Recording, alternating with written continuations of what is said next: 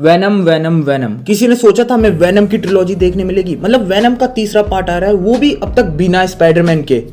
जब 2018 में venom first आई थी तो किसी ने नहीं सोचा था हमें वेनम का तीसरा पार्ट देखने को मिलेगा। वो भी आज हमें मिल रहा है, वो भी वेनम द लास्ट डांस के नाम से। तो ट्रेलर में हमें एडी ब्रॉक दिखाया जाता है, जो कि उसने वही ड्रेस पहनी हुई है जो उसने नो वे होम के एंड में पहनी हुई थी। मतलब जब एडी वहां से टेलीपोर्ट होके अपने यूनिवर्स में आ गया था तो एडी वही ड्रेस में, तो मतलब ये सीधा ये मूवी वहीं से टेक प्लेस करेगी तुरंत नो वे होम के बाद। तो उसके बाद हमें ट्रेलर में एक यूएस सोल्जर दिखाया जाता है। ये यूएस सोल्जर मोडो है। एमसीयू में जो मोडो का रोल प्ले करते वही एक्टर है।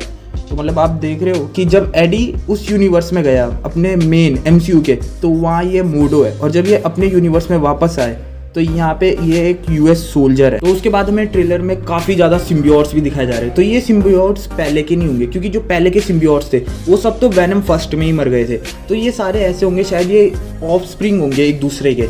जैसे कार्नेज था वेनम का, तो जैसे कार्नेज से वेनम आया, फिर किसी से कोई और आया होगा, तो ऐसे बहुत सारे बन गए होंगे। या फिर ये वेनम के प्लेनेट से आए होंगे, ये हो सकता है, नहीं तो दूसरा। उसके बाद हमें ट्रेलर में वही कैरेक्टर दिख रहा है जो हमें नो वे होम के एंड में दिखा था, बार वाला, वही सेम टू सेम हमें सोनी के ट्रेलर वेनम में भी दिख रहा है। मतलब वही कैरेक्टर, वही ड्रेस, बस इसके बाल खुले हुए। तो इसके दिखने के कुछ रीजन हो सकते हैं। पहला रीजन ये हो सकता है कि ये बोल देंगे कि ये वेरिएंट है, जैसे मोडो को ये बोलेंगे कि ये एमसीयू में भी है और इधर ये इसका वेरिएंट यूएस सोल्जर है, तो वैसे ही ये इधर भी बोल सकते हैं कि ये इसका वेरिएंट है। और दूसरा रीजन ये हो सकता है कि ये मतलब ये पूरा चूतिया काट रहे हैं, ये इधर मतलब हाइप क्रिएट करने के लिए होगा कि ये कैरेक्टर की ये मूवी में होगा ही नहीं, मतलब ये ट्रेलर में दिखा रहे हैं और मूवी में ये होगा ही। इसके बाद हमें वही ऑफिसर दिखाया जा रहा है जो हमें वेनम लेट देयर भी कार्नेज में दिखाया गया था।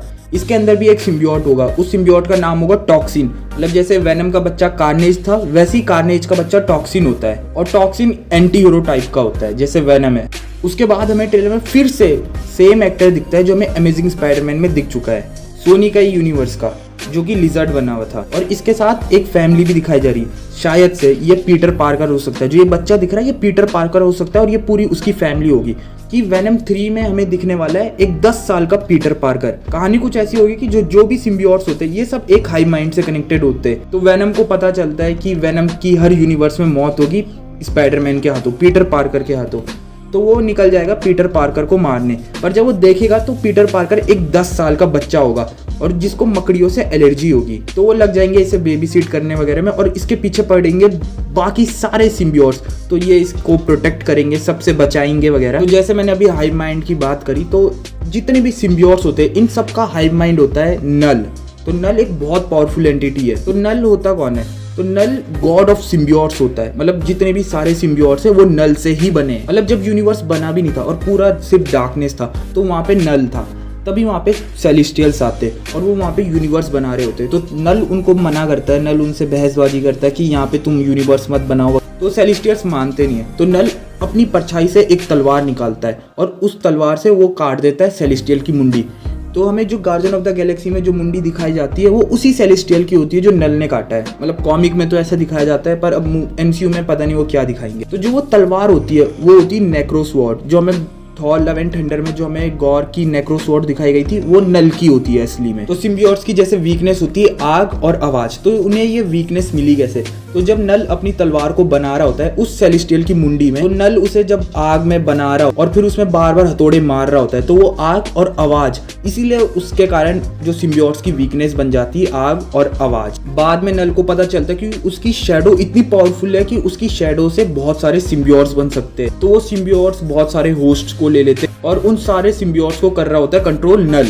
नल इन सब का हाई माइंड होता है। तो जो भी ये सिम्बियोट्स देखते हैं वो नल देख रहा है, ये पूरे कंट्रोल होते हैं नल के दिमाग से। तो एक बार ऐसा होता है जब नल का एक सिम्बियोट लोगों पे अटैक कर रहा होता है, तो वहाँ लोगों को बचाने आता है गॉड ऑफ थंडर थॉर, और वो इतना पावरफुल लाइटनिंग अटैक करता है कि नल के जितने भी कनेक्शन होते हैं उसके सारे सिम्बियोट से वो सब वहीं पे टूट जाते हैं। और जब नल के सारे कनेक्शन उसके सिम्बियोट से टूट जाते हैं तो वो सारे सिम्बियोट्स नल को कैद कर देते हैं, और वो कैद करके एक प्लेनेट बनता है जो कि होता है प्लेनेट क्लिंटार, और वही सिम्बियोट्स का प्लेनेट होता है, वहीं से सारे सिम्बियोट वहीं पैदा होते हैं। तो प्लेनेट क्लिंटार एक तरह से नल के लिए एक प्रिजन है जो उसको वहाँ पे कैद रखता है। तो कभी सोनी चाहे तो वो दिखा सकता है नल के बारे में। वैसे मुझे लगता नहीं है सोनी अभी ये कर सकता है, क्योंकि नल एक बहुत पावरफुल एंटिटी है, उसे हराने के लिए सिर्फ एक वेनम से कुछ नहीं होगा। वैसे भी सोनी के पास है ही क्या, एक वेनम, दूसरा मॉर्बियस नल के सामने जाके क्या बोलेगा, इट्स मॉर्बिन टाइम। तो इस टॉपिक को यहीं पे खत्म करते हैं और ट्रेलर में आगे बढ़ते हैं। तो ट्रेलर में दिखाया गया है ये क्रिएचर, मुझे थोड़ा रिसर्च करने में पता चला कि ये क्रिएचर जो भी सिम्बियोट्स होते हैं इन पे फीड करते हैं। तो ये मूवी में कुछ ज्यादा कुछ दिखाया नहीं जाएगा, थोड़ा बहुत इसका वो रहेगा मूवी में पार्ट। ट्रेलर में कुछ ज्यादा कुछ अब बचा है नहीं, पर वो लास्ट में वो हॉर्स वाला सीन, वो काफी कूल सीन था। उसे देख के मुझे गोस्ट राइडर में हॉर्स वाला सीन याद आ गया। तो गाइस वीडियो को यहीं पे खत्म करते हैं। वीडियो देखने के लिए थैंक यू।